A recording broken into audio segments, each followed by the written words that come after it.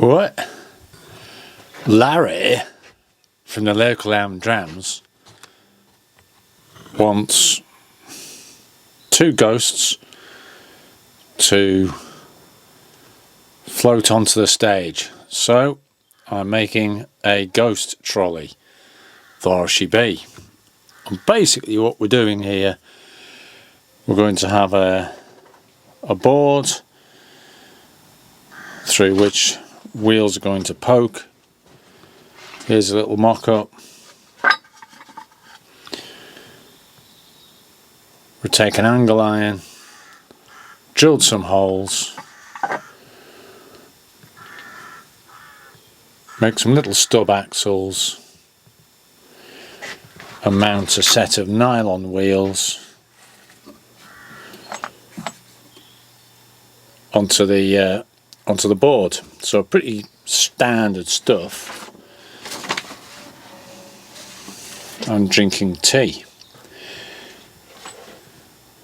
The wheels have got bearings at both ends. They've got a 20mm shaft that goes through them, and they're the wheels that come on the end of a pallet, little pallet trolley.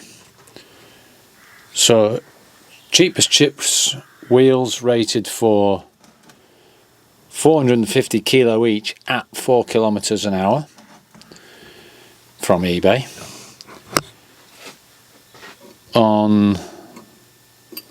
We've parted off a heap of little rings to act as spacers. The spacers, well, you can see they go between the wheel and the angle iron, so if the wheel shifts a bit it doesn't bind up. They push on the those little rings will push on the inner race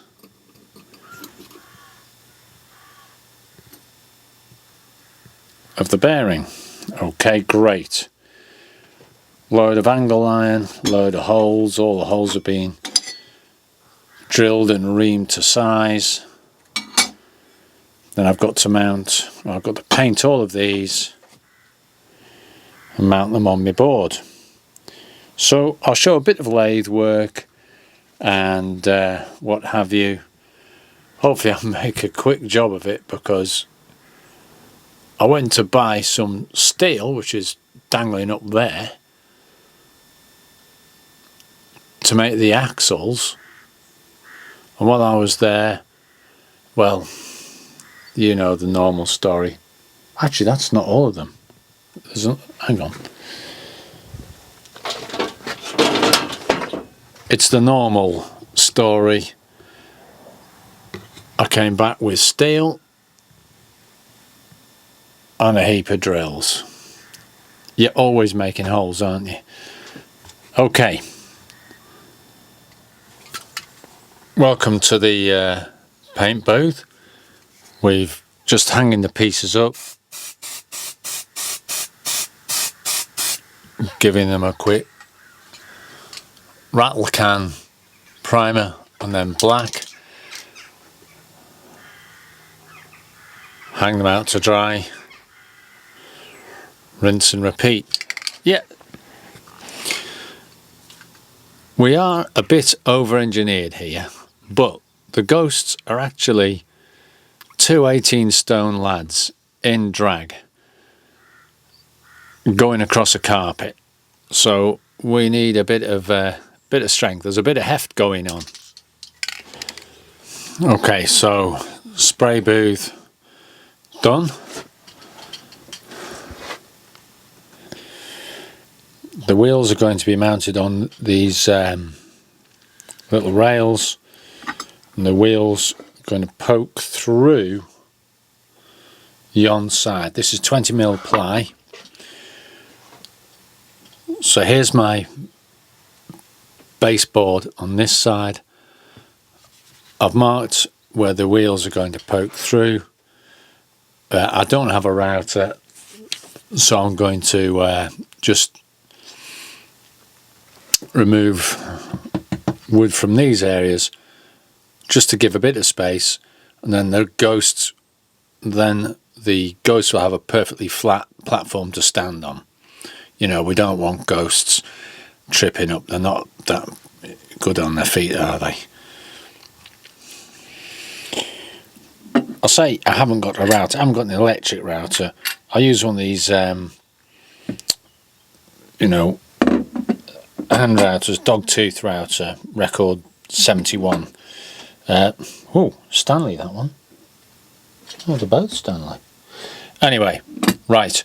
So, yeah, I'll just route it out by hand.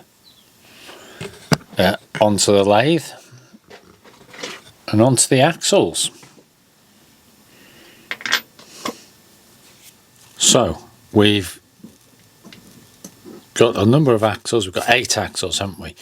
So I've got 6 more to do. 2, 4, 6. We've cut out the blanks from the 20mm bar stock. We know the diameters that we're looking for, and we're going to set the lathe up to do repeat work. I'm not going to show you the turning, because you know what that is, but I'll just show you the process.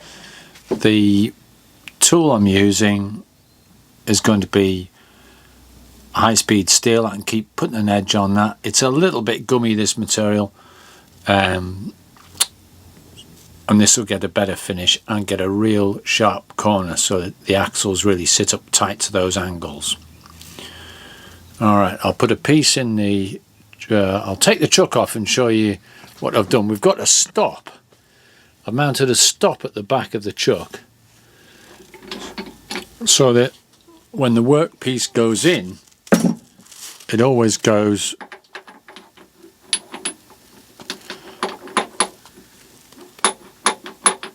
to a standard position.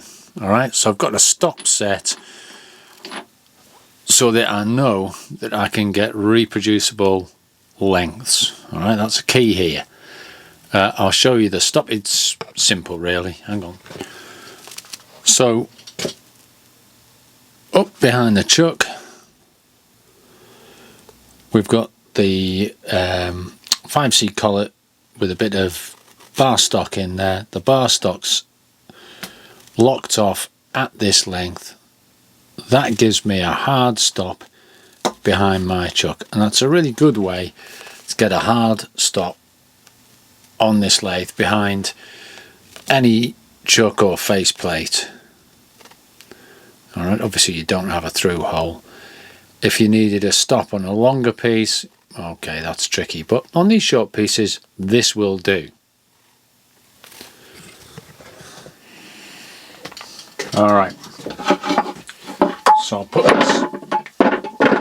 put this chuck back on, make sure we're good. Yes, I don't want to get something stuck on this face here. Thanks very much.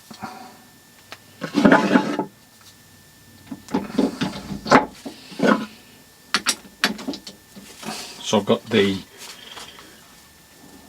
chuck free to spin. Machine's in gear here.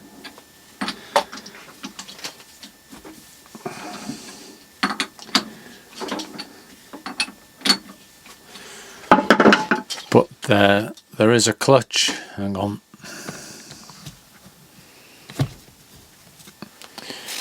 On your high-low, you've got a high-low switch. In low, clutch is engaged. Disengage the clutch, you're spinning high speed. So you can leave this machine out on the clutch and spin the chuck, and I do that quite a lot. Okay. Right, well, in the end we got there. I had a bit of a go slow in the middle. What I started wanting was to have all of these shoulders exactly the same length. I was within sort of 4 or 5 thousandths, but I wanted them absolutely bob on. You can see I'm, you know, spot on there. And my difficulty was that I had to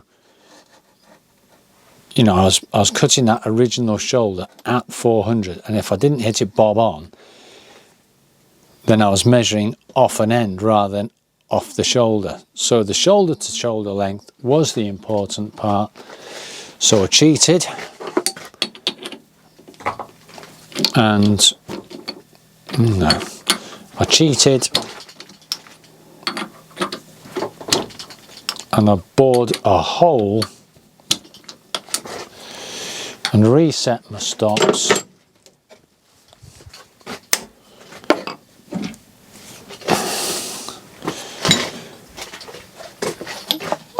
so that my stop was on the shoulder and not on the end of the piece. So once I'd done that, then yeah, I got my shoulders really probably around about, you know, all within a thousandth. So I'm pleased with that. That's great. And we'll go and start getting the wheels mounted up, get it trucking. So what I'm doing now is I'm mounting the rails onto the baseboard. I'll do both sides, and then I'll paint this black, and then I'll start putting the wheels on. So far, so good. We're winning. We're at the stage, we've got the baseboard painted, got the angles mounted, we're dropping the trucks. Oh, they're called trucks now. We're dropping the trucks in. We've got 4 mounted on this side. We're going for yon side now. Some of the arbors just need an extra polish, so just put them in the cordless drill and put sandpaper on them. Oh well. So we're getting there. We've obviously got a bit of paint work, bit of artwork on there. The propulsion system, other than Ghost doing the skateboard work, what we'll do is we'll just screw this on the end. We'll push them onto the stage with a big rod. There'll be a hole at the end, drop a pin through it, Ghost float onto stage, shuffle off here, and we pull it back. So it's like an army pintle, isn't it? Or something like that anyway. Right, we're still going. So we're hand routing out these little pockets for the tops of the wheels. You just hold one corner, rotate, hold the other corner, rotate, and it's actually surprising how quick and good it is, you know. I'll never run out of cutters for it. It's easy to use, and I'm not going to lose my fingers, which I might do with a router. So, baseboard top cover coming on. It's a rush job. I don't have much time, so the filming's a bit skimpy. So I'm sorry about that, but that's a fantastic thing. Reasonably cheap as well. Nag's tooth router or a hand router or whatever. Anyway, good for pockets. Right, there she be. The trolley is up and ready for a couple of thespians to tread the boards, or float the boards, more the point. Cracking job. Super happy with that. And it goes like crazy. I'm off to see Larry. Stage left. Hopefully he'll be happy, darling. Thanks for watching.